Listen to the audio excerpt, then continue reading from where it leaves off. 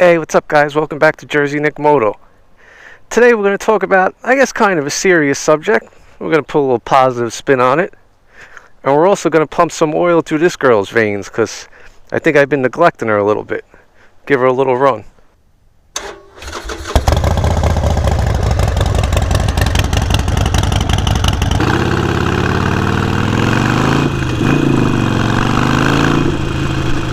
What we're going to talk about today is mental health and motorcycles, and how riding has helped me cope with anxiety and stress over the years.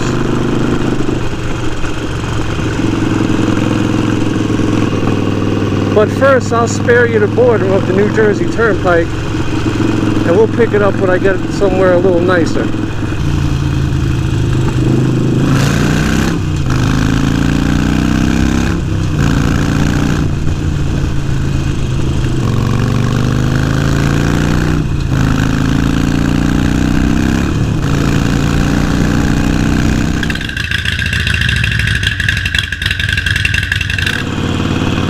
I've been dealing with stress and anxiety since a pretty early age, and I know it's something that a lot of people go through today.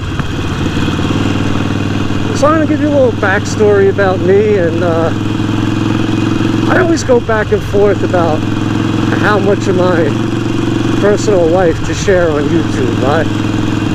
I've always been a very quiet guy, loner, introvert, whatever you want to call it. Any of those words pretty much describe me pretty well. I never want to share a lot of my personal life with people that I really don't know. But I figured I'd put a little bit out there, let you know my backstory. That's some Halloween display, huh? So yeah, so I'll put a little out there, let you know my backstory. Kind of a little bit about where I guess my anxiety stemmed from over the years, and how I got through it, and not to say how I got through it, but how I learned to get it under control and manage it as well as I do today, which I think I came a long way over the years. So my parents divorced at a real early age. I was about four or 5 years old.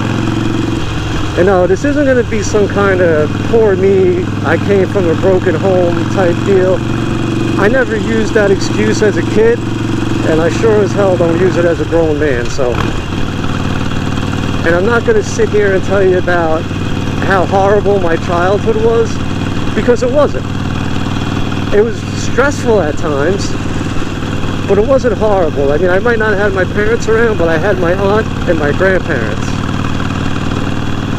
But a lot of my stress and anxiety came from when I was a kid, that my parents, when they divorced, I suddenly somehow became the middleman. I became the middleman between the divorce. Like, when the child support was due and he was late and she needed it, I was the guy that had to call him up and tell him, and he'd have to come to my grandparents' house, and I'd have to collect the child support, and, you know, she'd be pissed that he was late, he'd be pissed that he had to pay it, and then there I am, the youngest kid, stuck in the middle dealing with this shit. And I remember it was every 2 weeks it was due, and when it would come up on that second week, I'd start to get stressed, because at a real early age, I was put in this position that I felt like I had to take care of everything, you know? So I think a lot of it developed from that, and it just progressed over the years. But again, I'm not saying that in like a poor me kind of way, even though I'm sure there are times I felt like that. But what I found living like that as a kid, to put a positive spin on it, a few things it did, it gave me thick skin. It toughened me up a lot. I mean, it kind of showed me that life wasn't a fairy tale. I mean, I think a lot of these kids today, I'm not going to go off on a whole millennial rant. I could save that for another video, but I mean, I didn't grow up entitled at all. I mean, I think that kind of showed me early on that I wasn't entitled to shit. That life isn't easy, and there's always going to be some kind of struggle, and there's always going to be some kind of stress. And you know, I learned early on you deal with it one of two ways. Either you sit there and you be depressed about it, or you try and make it work. And I've gone back and forth over the years. There are times where I sat and I was depressed, and there are times where I kind of got a handle on it. I was good for a while, but when I was younger, I always fall back into those setbacks where the depression, the anxiety, the stress, sooner or later they'd come back. But anyway, when I was a kid, that's pretty much how it started. Then when I was in my 20s, you know, I was, like I said, always a quiet guy. Always kind of felt like I didn't fit in with the crowd. But when I was that age, I kind of did follow the crowd. And when I look back at that now, I wish I was a little different. I wish I really didn't get sucked into that. But I'm not saying it was bad. I had a lot of fun, you know. But I dealt with a lot of shit by staying out till 6 in the morning and coming home drunk and doing some other things now and then. When I look back, it's probably not the best way to deal with it.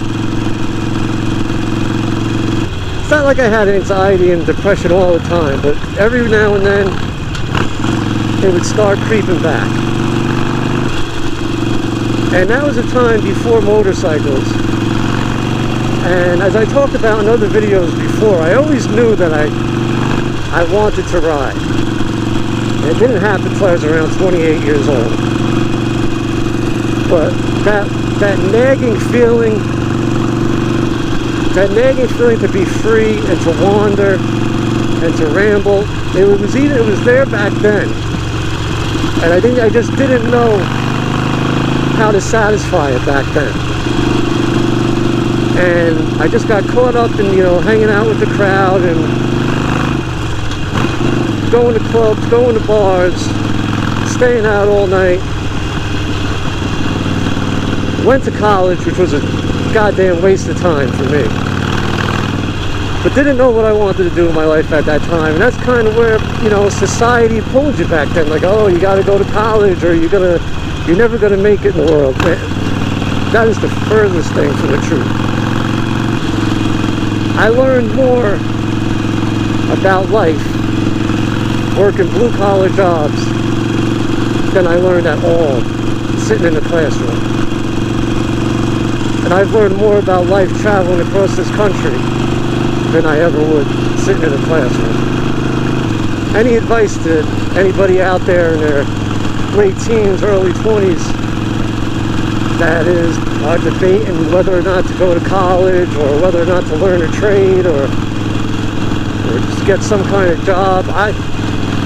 My personal opinion, I think right now college is a waste of money. Learn a trade. We got nobody out there that wants to work with their hands anymore. Well, I don't want to say that. We got less and less people that want to go out there and actually work.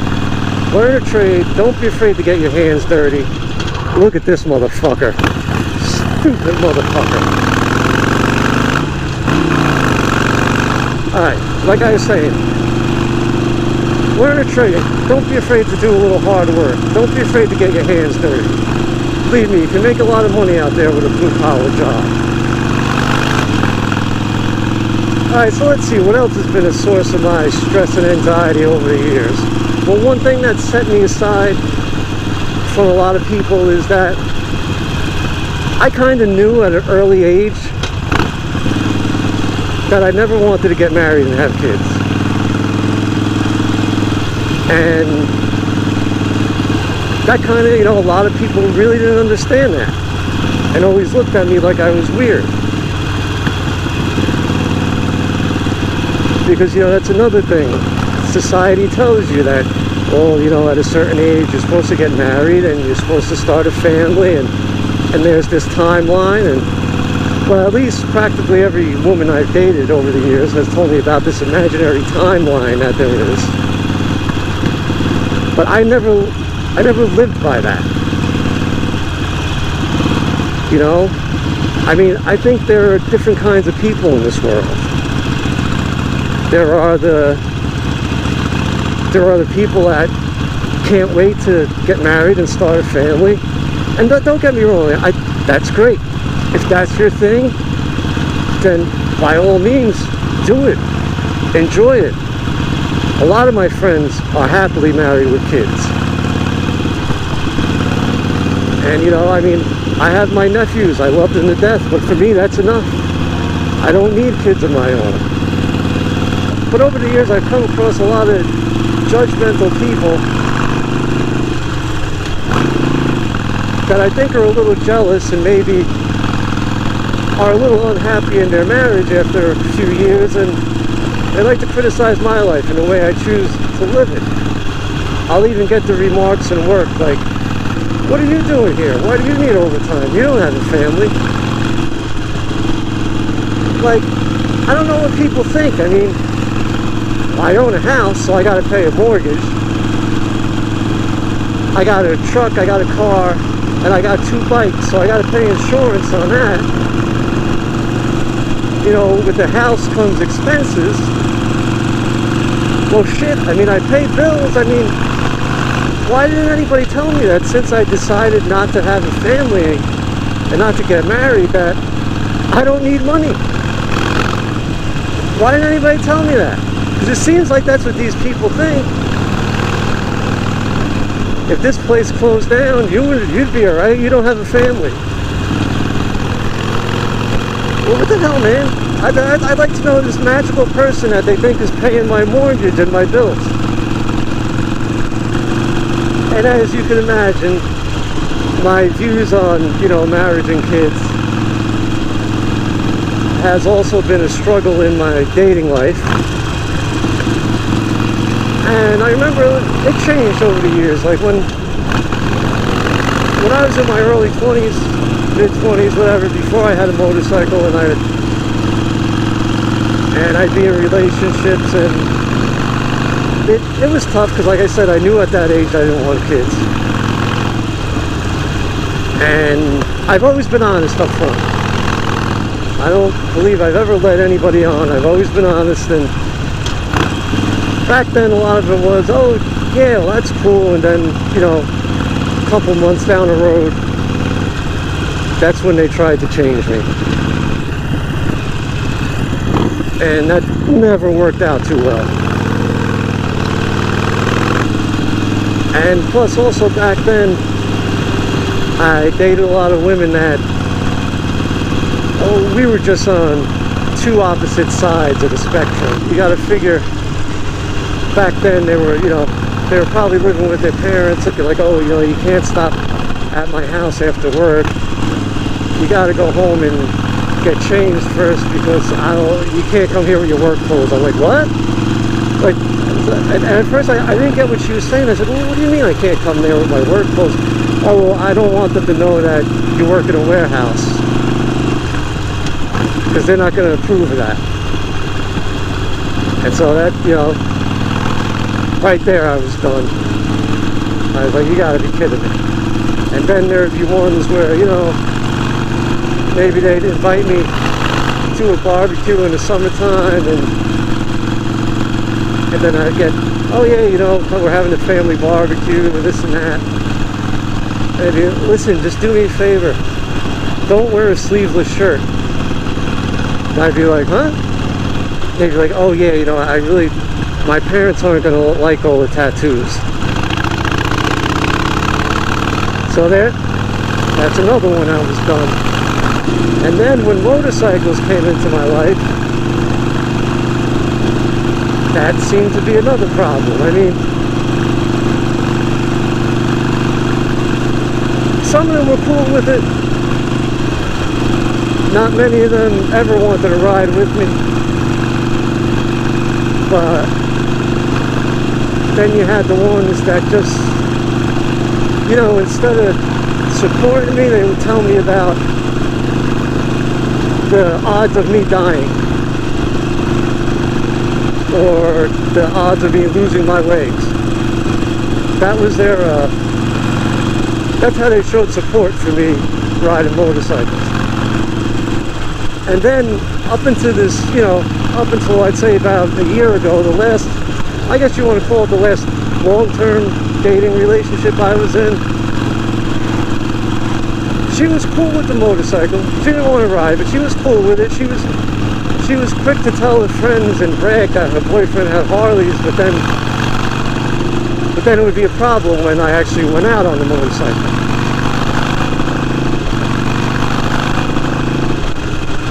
And then at the time when I really made a decision to try and grow this YouTube channel and start moto vlogging and putting videos out every week, when I told her about it, this is the way she supported me. She said, "So you're telling me that at 40 years old you're going to start moto vlogging?" She said, "That's an embarrassment." So needless to say, that's when that relationship ended. It was more to do than the YouTube thing, but there were other issues too. But yeah, so that's some of the causes of the stress and anxiety I've had over the years. So when I finally started riding motorcycles in my late 20s,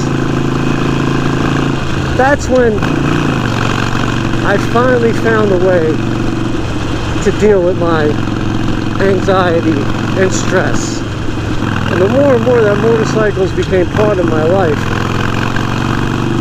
that's when I knew that I had finally found something that had a positive effect on my mental health, and something that helped me deal with the little stresses and anxieties that I've been struggling with for years. The more that I rode and the more that I got involved in the motorcycle community and met like-minded people, that just were not judgmental at all, and that we shared common interests, their love for motorcycles.